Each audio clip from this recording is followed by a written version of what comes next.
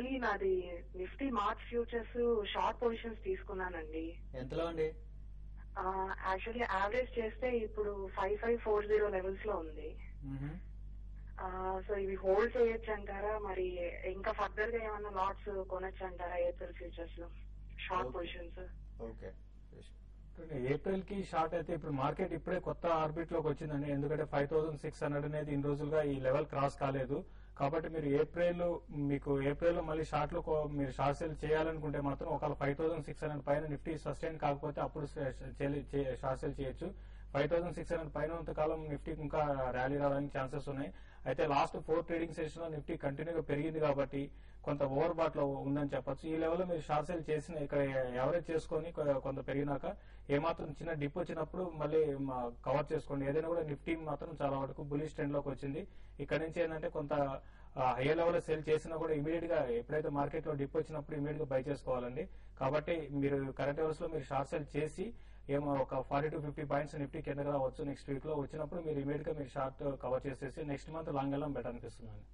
Okay, market ఇంకా further లాభాల్లోకి వెళ్తుంది. ప్రస్తుతం సెన్సెక్స్ 350, నిఫ్టీ అరౌండ్ 100 పాయింట్ల లాభాల్లో ట్రేడ్ అవుతుంది. నెక్స్ట్ విజయవాడ నుంచి రమేష్ లైన్ లో ఉన్నారు. హలో రమేష్, చెప్పండి. సహారా హౌసింగ్ లిమిటెడ్ అండి, సహారా హౌసింగ్ ఫైనాన్స్ లిమిటెడ్ అండి. ఓకే, నేను ఆల్మోస్ట్ అది ఎప్పుడో 15 years బ్యాక్ పర్చేజ్ చేశానండి. అప్పటి నుంచి నేను డిమాట్ చేయలేదు, ఈ మధ్యన డిమాట్ చేయించానండి. 15 years బ్యాక్ బై చేశారు మీరు? అంటే మొట్టమొదటి పబ్లిక్ ఇష్యూకి వచ్చినప్పుడు ఎప్పుడేనండి. ఓకే, అప్పటి నుంచి నేను అంటే అప్పుడు లివియర్ హోమ్ ఫైనాన్స్ ఉండేది, అది సహారా హౌసింగ్ కి ఇదయింది, కన్వర్ట్ అయింది. హలో చెప్పండి. సహారా హౌసింగ్ కన్వర్ట్ అయింది అన్నారు. తర్వాత నేను డిమాట్ ఈ మధ్యన చేయించానండి. అది ఓకే, దాన్ని హోల్డ్ చేస్తా అమ్మేసుకుంటుంది బెటర్ అని చెప్పి. ఓకే, ఫస్ట్ ఏంటంటే మీరు ఇన్ని రోజులు ఉంచారు కాబట్టి కొంచెం వెయిట్ చేయండి. రీసెంట్ గా ఈ స్టాక్ అయితే లాస్ట్ ఒక 3 months నుంచి కూడా ఏమాత్రం అప్ ట్రెండ్ అనేది కనపరచలేదు. ఇంకా ఇది డౌన్ సైడ్ రావడానికి కూడా ఛాన్సెస్ ఉన్నాయి. అయితే కరెంట్ అవర్స్ లో నుంచి ఇప్పుడు మార్కెట్ ఇప్పుడే అప్ ట్రెండ్ కి వచ్చింది కాబట్టి ఇది అరౌండ్ 85 to 90 లెవెల్స్ కి రావచ్చు. అక్కడ మీరు ఒకసారి నెక్స్ట్ 2 to 3 months లో అరౌండ్ 80-90కి వచ్చినప్పుడు దాంట్లో మీరు ఒకసారి ఎగ్జిట్ కమని చెప్తానండి. ఓకే, నెక్స్ట్ హైదరాబాద్ నుంచి కాలర్ లైన్ లో ఉన్నారు. Hello hello hello, good afternoon అండి, చెప్పండి. నమస్తే సార్, నాది విజయ బ్యాంక్ ఉంది. విజయ బ్యాంక్? అవును. ఏ ప్రైస్ లో బై చేశారండి? 103. 103 లో బై చేశారు. ఓకే, షార్ట్ టర్మా లాంగ్ టర్మా అండి? Long term. లాంగ్ టర్మ్ కోసమే. విజయ బ్యాంక్ కూడా బాగా వీక్ ఉందండి. రీసెంట్ గా ఇంతకు ముందు చెప్పినట్టుగా small mid cap banking stocks లో ఫ్రెష్ బయింగ్ అనేది లేదు. మీరు వెయిట్ చేయండి. ఇప్పుడే స్టాక్ లో మంచి బేస్ అనేది కన్సాలేషన్ అయ్యి బేస్ ఫామ్ అయింది. మీరు షార్ట్ టర్మ్ కి ఇమీడియట్ గా ఇది 85 to 90 నెక్స్ట్ 2 to 3 months లో రావచ్చు. మీ రేట్ 100 రూపీస్ రావాలంటే మాత్రం చాలా టైం పట్టొచ్చు అండి. అది ఒక 8 months పట్టొచ్చు, 9 months పట్టొచ్చు. కాకపోతే ఏంటంటే డెఫినెట్ గా బ్యాంకింగ్ స్టాక్స్ లో మళ్ళీ ఫ్రెష్ బయింగ్ ఇంట్రెస్ట్ అనేది కనపడొచ్చు అండి. Okay, next Raj Kumar line లో ఉన్నారు. హలో గుడ్ ఆఫ్టర్నూన్ అండి, చెప్పండి. హలో, నాకు 12 స్టాక్స్ కొనాలని ఉందండి. ఏదండి? ఐఎన్జీ వైశ్య బ్యాంక్, ఇంకోటి శ్రీ ఇన్ఫ్రాస్ట్రక్చర్ ఫైనాన్స్. ఈ 2 స్టాక్స్ కరెంట్ లెవెల్ లో కొనొచ్చండి. Okay, ING Vysya Bank and Shri Infratech.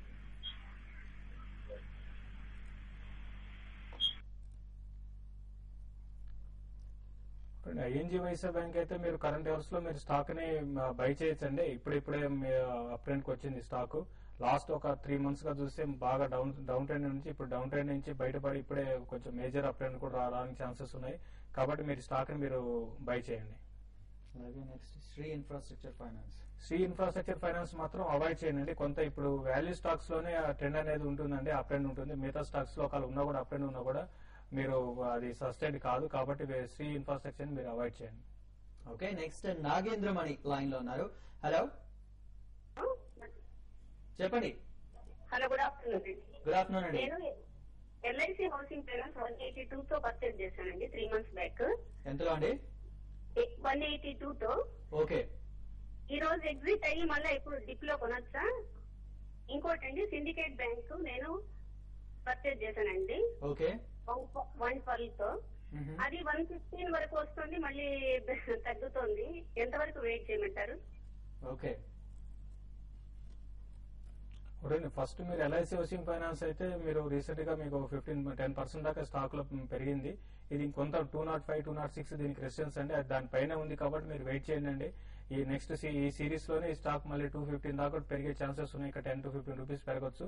కాబట్టి అరౌండ్ 215, 220 దగ్గర మీరు ఒక 1 మంత్ లో ఈ స్టాక్ రావచ్చు. అక్కడ మీరు ప్రాఫిట్ బుక్ చేసుకోండి. సిండికేట్ బ్యాంక్ విషయానికి వస్తే మీరు అన్నట్టుగా ఈ స్టాక్ అయితే చాలా స్లోగా మూవ్ అవుతుందండి. పెద్దగా అప్ ట్రెండ్ ఉండలేదు, దాంతో పాటు డౌన్ సైడ్ కూడా పెద్దగా ఉండలేదు, అదే రేంజ్ లో మూవ్ అవుతుంది. ఇది అరౌండ్ 118 ఆ లెవెల్లో బాగా హ్యూజ్ రెసిస్టెన్స్ ఉంది. అది కానీ దాటిందంటే 124 to 130 దాకా పెరగవచ్చు. అయితే ఇప్పుడు ఇమీడియట్ అయితే ఇది కన్సాలిడేషన్ ఫేజ్ లో ఉందండి. అంత ఈజీగా 118, 120 బ్రేక్ అయ్యే ఛాన్సెస్ కనపట్లేదండి. నెక్స్ట్ చలపతి లైన్ లో ఉన్నారు. హలో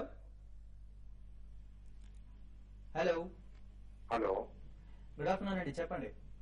సార్ నాకు హీలియోస్ అండ్ మ్యాప్సన్ ఉన్నాయండి, ఇది దాని గురించి చెప్పాలి. ఏంటండి? Helios and Matheson information technology. కొంచెం స్పెల్ చేస్తారా దాన్ని? క్లారిటీ లేదు ఆడియోలో.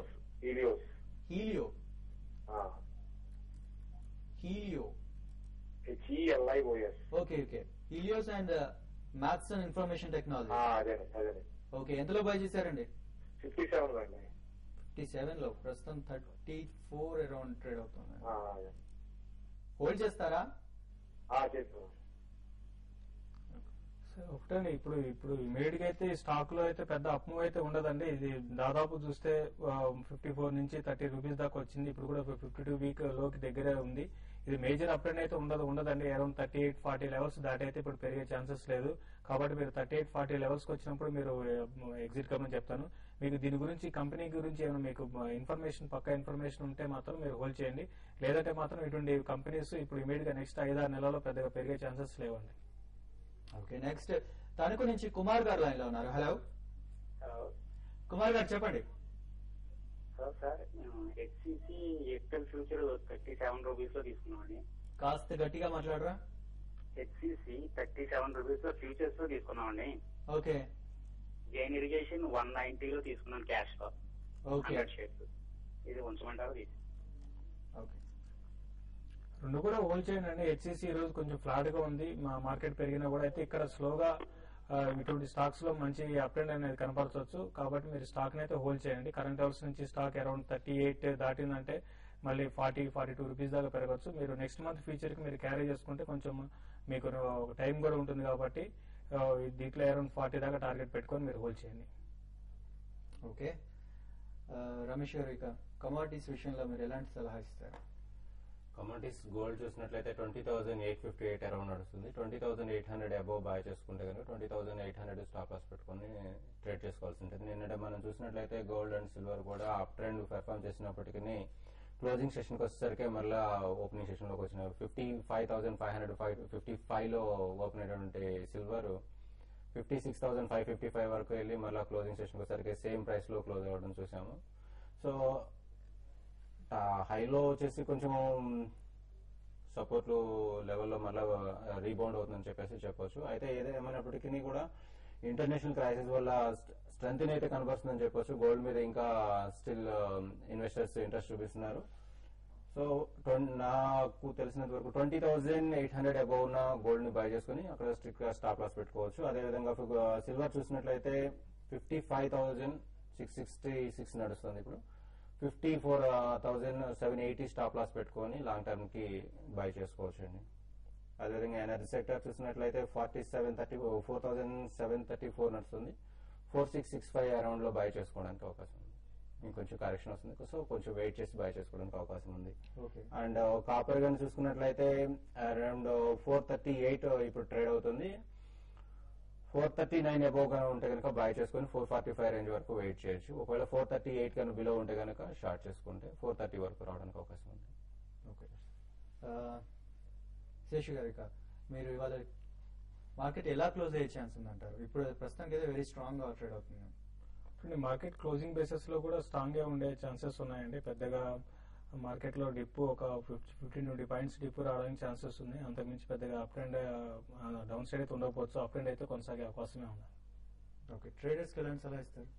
సో ఒకటే నిఫ్టీ 5,600 పైన సస్టైన్ అయితే మాత్రం క్లోజింగ్ బేసిస్ లో మీరు లాంగ్ పొజిషన్స్ హోల్డ్ చేయండి. ఒకవేళ 5,600 పైన సస్టైన్ కాలేదంటే క్యాష్ లో లాంగ్ పొజిషన్స్ ని ఒకసారి ఎగ్జిట్ కమని చెప్తాను. ఓకే అదండి. ప్రస్తుతం Sensex around 314 and Nifty around 95 points gains లో ట్రేడ్ అవుతుంది. ఇది వాటి బిజినెస్ లంచ్ విశేషాలు. మరికాసేపట్లో tv5money.com లైవ్ టీవీలో మీ మెయిల్స్ కి ఆఫ్టర్నూన్ ట్రేడ్ కార్యక్రమంలో సలహాలు సూచనలు ఇవ్వడం జరుగుతుంది. మీ సందేహాలన్నింటినీ మాకు మెయిల్ చేయడం మర్చిపోకండి. Business lunch makeup courtesy beautiful people Biospa and salon Kondapur Banjara Hills Aparna Towers. Contact 04040173596 40201503.